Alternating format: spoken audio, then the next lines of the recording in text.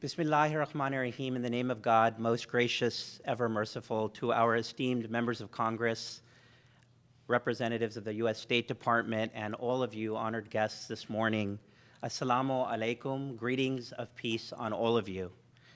On behalf of the Ahmadiyya Muslim Community USA, welcome to our special event here on Capitol Hill this morning, True Islam, a campaign against extremism. My name is Amjad Mahmood Khan, and I'll be moderating this morning's brief program. We all witnessed one of the worst terrorist attacks committed on U.S. soil in San Bernardino, when two violent and disturbed individuals massacred many innocent civilians and injured many more. Speaking personally, the events on that day shook me to my core. I was born and raised in Southern California and went to public schools and college not very far from where the attacks took place in San Bernardino. On that day, I was preparing a lecture for my class that I teach at UCLA Law School. And as I was preparing for that evening's lecture, I was following on the online stream Channel 7 Eyewitness News and the chaotic events that were unfolding rapidly that day. Like all of us in the room, my thoughts and prayers immediately turned to the victims of this heinous crime against humanity. But perhaps unlike many in this room, I also carried a different emotional burden as well. As an American Muslim of Pakistani origin, I watched in horror when the authorities revealed that the perpetrators behind the attack were young American Muslims of Pakistani origin. My thoughts immediately turned to the mosque where I frequent and where I grew up, which is San Bernardino County's largest mosque, Batul Hamid Mosque in Chino, home to over 1,000 congregants belonging to the Ahmadiyya Muslim Community. And for over 25 years, our mosque has stood as a beacon of peace in this diverse and vibrant county. But within 24 hours after this attack, it now served an additional purpose.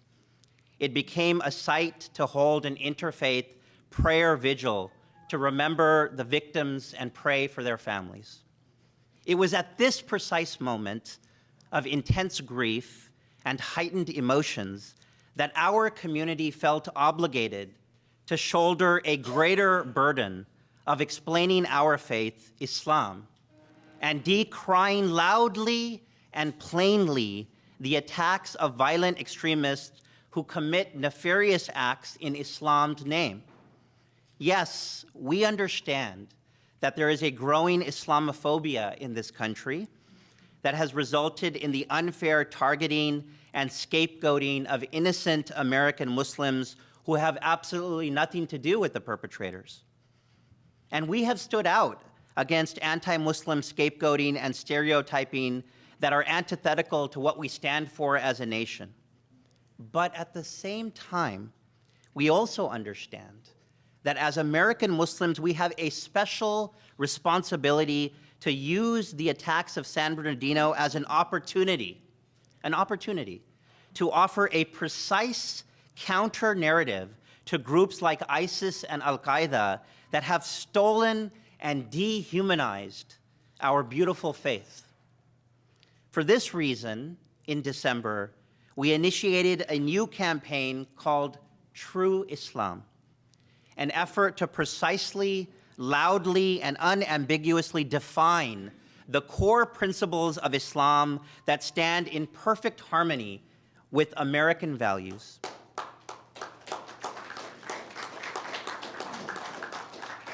It is a campaign to discredit and marginalize ISIS, to demonstrate that the ideology of Islam is inconsistent and opposed to ISIS. ISIS, in perverting Islam, inflicts the greatest damage on Muslims more than any other group. It is a campaign that distills Islam's inner beauties to their essential core, to quote the Quran and the traditions of the Prophet Muhammad in a manner that fully exposes the depravity of violent extremists. Make no mistake about it, over 3 million American Muslims in this country have uniformly condemned ISIS. But while condemnation is important, our community believes much more can be done to marginalize the root ideology and message of extremists. The perpetrators of the San Bernardino massacre were young Muslim millennials who through their disaffection and online recruitment grew depraved and criminal. Why does this happen, and what can we do to address it? Our community believes the problem lies in the narrative and the message. There's a struggle for the soul of Islam in this world. And the existential struggle stems from a perverse understanding of some fundamental tenets of Islam. So we commissioned an independent YouGov survey of American Muslims to determine what the American Muslim community thinks about some core concepts within Islam. And some of the data that we gleaned frankly concerned us. For example, only 1/3 of American Muslims believed in a separation of mosque and state. Only 1/2 believed Muslims should be loyal to the country that they reside in. And less than 1/2 believed it was wrong to kill individuals who blaspheme or insult Islam. So against this backdrop, our community formulated 11 principles we feel all Muslims should affirm and advocate. True Islam rejects terrorism, rejects violent jihad, advocates for the equality, education, and empowerment of women, advocates for freedom of religion, conscience, and speech, advocates for a separation of mosque and state, advocates for loyalty to one's country of residence, advocates for universal human rights, stresses the truth and veracity of all the verses of the Quran, not just some, rejects the notion that any one religion can monopolize the truth or one's salvation, advocates for unified and just leadership, and rejects the notion that a Messiah will violently purge non-Muslims in the future. These are principles that define the true message of Islam versus the militant and distorted message of Islam peddled by ISIS and Al-Qaeda. We have taken this simple message of true Islam to show how diametrically opposite it is from the message of violent extremists. And since late December, when we formally launched the campaign in San Bernardino County, we have received over 3,000 individual endorsements. We are especially honored that one of the first responders to the massacre, San Bernardino Police Chief Jared Bergwan, stood by us to announce this campaign and has expressed his support for the message that we are promoting. We view him as a hero against the scourge of extremism. We have invited over 2,200 American Muslim leaders to join our campaign at trueislam.com, and we are heartened that several have accepted our invitation. Our supporters have included lawmakers, police chiefs, and faith communities all across America. So today, with this event, we take our message to congressional offices for our 6th annual Day on the Hill. Our volunteer force has traveled from across 30 states, from over 70 chapters all across America last night, and are here in this room to begin the task of educating our leaders of the value of offering a countervailing message to ISIS. Later today, we plan to brief several hundred offices about our efforts. We are deeply appreciative to all of you who have gathered here to hear what we have to say, and we hope you will support our efforts to fight extremism at its root. Now I'll invite for a short welcome our National Vice President, Falauddin Shams, to share a few words, and then we'll turn to several representatives for some comments, and then we'll adjourn. So I invite Falauddin Shams to please take the stage. Bismillahir-Rahmanir-Rahim. I start in the name of God, the most benevolent, ever merciful. To all of our esteemed members of Congress and honored guests, Assalamu alaikum, the greetings of peace. On behalf of the Ahmadiyya Muslim Community, USA, I extend heartfelt greetings to every one of you.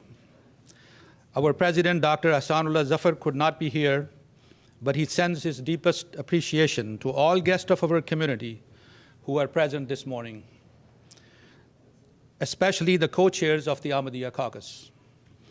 In my role as a representative of Ahmadiyya community in Marshall Islands and Micronesia, I have received wonderful cooperation and assistance from our caucus, as well as the U.S. embassies in both countries. Ambassador Armbruster and Ambassador Rosen have been very kind in working with us, and based on their professionalism and statesmanship, I can truly say that 7,000 miles away, it feels proud to be an American. Our community is spread across over 200 countries with membership exceeding tens of millions of Ahmadi Muslims. Ahmadis herald from all ethnicities, be they Arabs, Pakistanis, Indonesians, or Africans. They herald from diverse walks of life, be they Nobel laureates, statesmen, or scholars. Yet, regardless of the immense diversity within our community, we are drawn to a single leader who unites and binds us spiritually, and that is His Holiness Hazrat Mirza Masroor Ahmad. We call him the Khalifa of Islam, a leader of the faithful who resides these days in the United Kingdom. His Holiness is a global ambassador of peace who categorically and consistently denounces extreme and perverse interpretation of Islam that bring Islam into disrepute. In 2012, in this very room, as a guest of the Tom Lantos Human Rights Commission and the U.S. Commission on International Religious Freedom, His Holiness spoke to a bipartisan audience of 30 members of Congress about the challenges of extremism and the vital importance of forging just relations between nations. His Holiness carries the original message of the founder of our community that the only true jihad is one that is internal and spiritual, one that is based on ideas, not bullets or bombs. Islam's inner beauties must be revived in the world, and our community's aim and purpose is to carry that revival in a manner that drowns out the voice of extremism, hatred, and bigotry. I would also like to mention that Ahmadiyya Muslim Community's founder claimed to have received divine guidance in all matters, so our efforts and our ideology are rooted in the divine message of everlasting peace. So, today's launch of the True Islam campaign from Capitol Hill is an extension of the work our community has been doing for 125 years.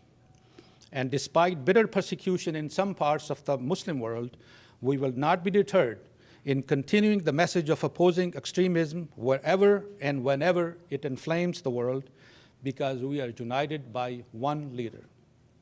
So our core message this morning is quite simple. As Muslims who stand for 11 principles that define true Islam, we refuse to allow ISIS or any other militant group to define our beautiful faith. We will actively oppose a narrative of hate and carnage through a counter-narrative of love and service to humanity. Thank you again for joining us here today, and God bless everyone. Thank you.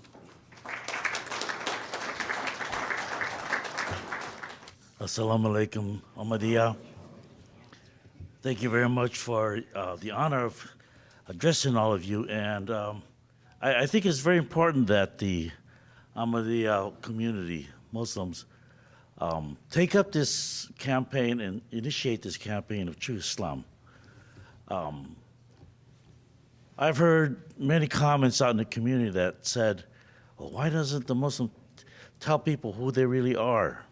President Obama had called us to challenge ourselves to create a campaign such as this to challenge the perverted extremists that are perverting the true Islamic teachings, and I think you're doing it.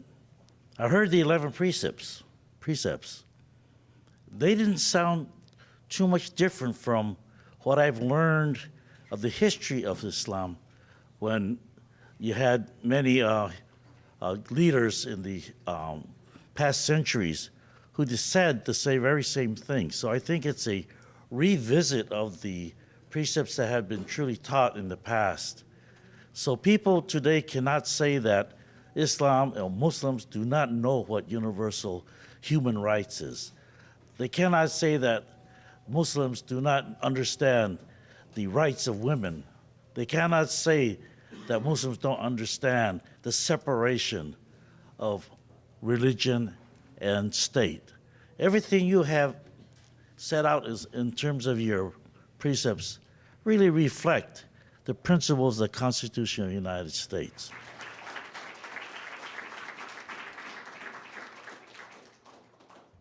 Ted Poe and I are truly privileged to share the co-chairmanship of the Ahmadiyya Muslim Caucus in Congress.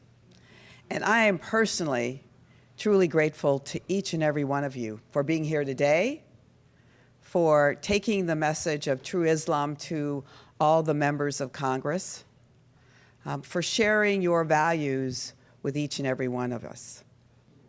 America today has an enemy of great savageness, an enemy that engages in fear-mongering and hate and murder, an enemy that sows mistrust among loyal Americans, an enemy that misinterprets a religion practiced by 1 billion people around the world and 3 million people right here in the United States.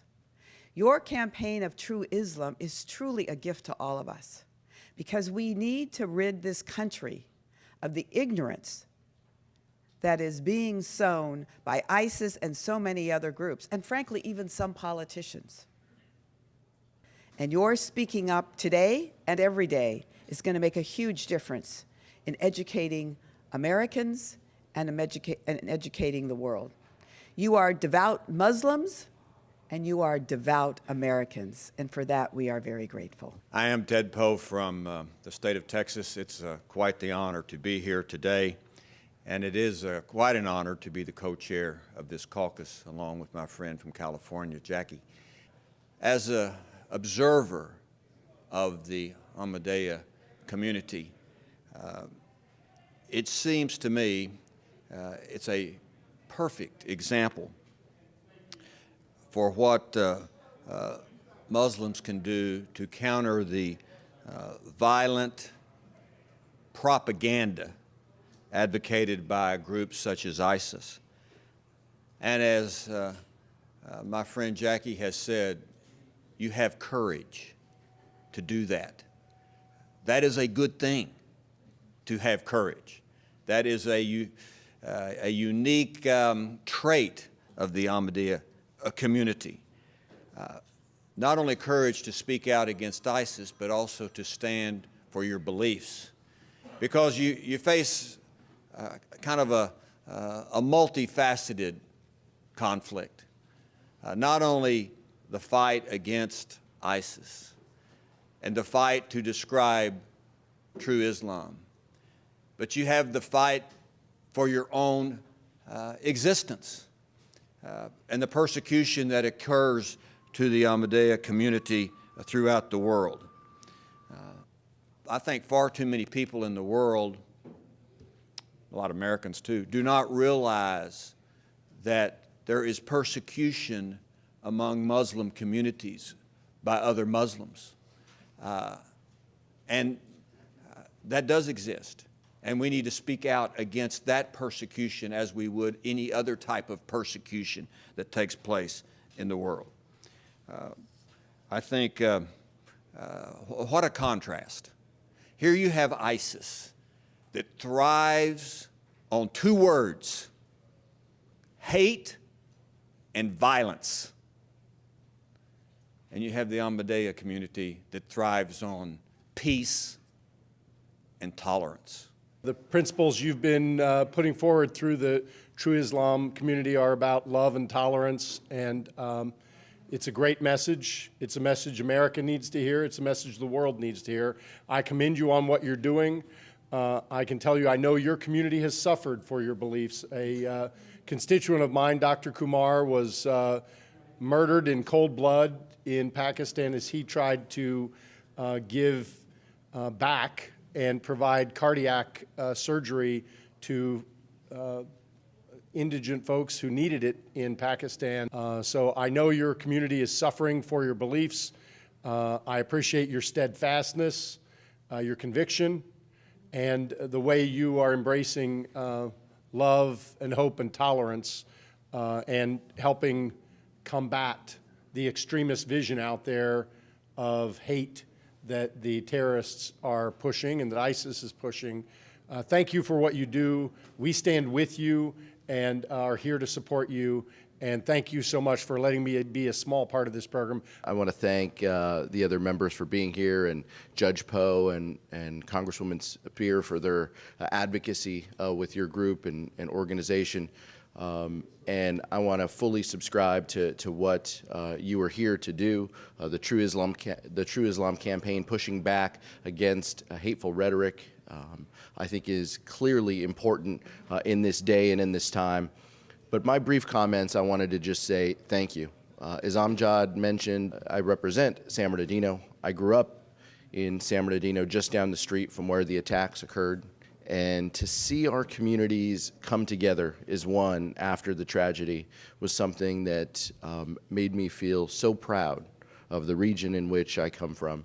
I want to thank you not only for the blood drive that you continue to do each and every year that I participated in this year, but for opening up your mosque and to engage in the conversation about what true Islam is at a local level, to be honest and open, to open up your doors to people of all religions, to talk with them, to reassure them. It meant so much to me, and it meant so much to the community in San Bernardino. It is great to see Ahmadiyya Muslims here on Capitol Hill. Your voice is so important and couldn't be coming here at a more critical time period. Last Saturday, I was invited to speak at the Day of Remembrance hosted by the Japanese American community. And you know what they wanted me to speak on? On Islamophobia. It was because 74 years ago, President Franklin Roosevelt signed Executive Order 9066. With the stroke of a pen, 120,000 Japanese Americans lost everything that they had, despite the fact that 3/4 were U.S. citizens. I'm honored to be here for the launch of this series. Education and communication through forums like this are key to the effort to fight these kinds of misguided attempts. We must stand up to hate and make sure that our voices are there against xenophobia and racism. They have no place in our country. Assalamu alaikum. I stand here today, and I came here today because I stand in solidarity with the Muslim community. When people do these things, these dastardly deeds in the name of a religion, they are only evil people doing evil things. It is not religion, and it's time for us to call them what they are, evil. Our next speaker is Brian Bachman. He's the director of the Office of International Religious Freedom at the U.S. State Department. He's a dear friend of our community. He spoke at our annual convention last year, and he works on issues affecting our community and beyond. We're really delighted that he took time out from his schedule today to be here. We invite Brian to share his remarks. Thank you, Amjad. First, I'd like to bring the greetings of Ambassador Saperstein, who wishes he could be here with you today, but he wishes to assure you that he keeps the struggles of your community against persecution throughout the world close to his heart. And he engages throughout the world with the Ahmadi community and with governments where the Ahmadis live to bring that persecution to an end. This campaign, True Islam, is vitally important. It's important to us because it is not something as the U.S. government that we can do. Certainly is not something that we can do well. It is not for the U.S. government to say what is true Islam and what is not, what makes a good Muslim and what is not. But we definitely want that debate to be happening within the Muslim community. We don't have the credibility to state that. You do. And we rely upon you to make that case, to make the case that, for why you can be a Muslim and be for peace, why you can be a Muslim and be for justice, why you can be a Muslim and be an American. Thank you.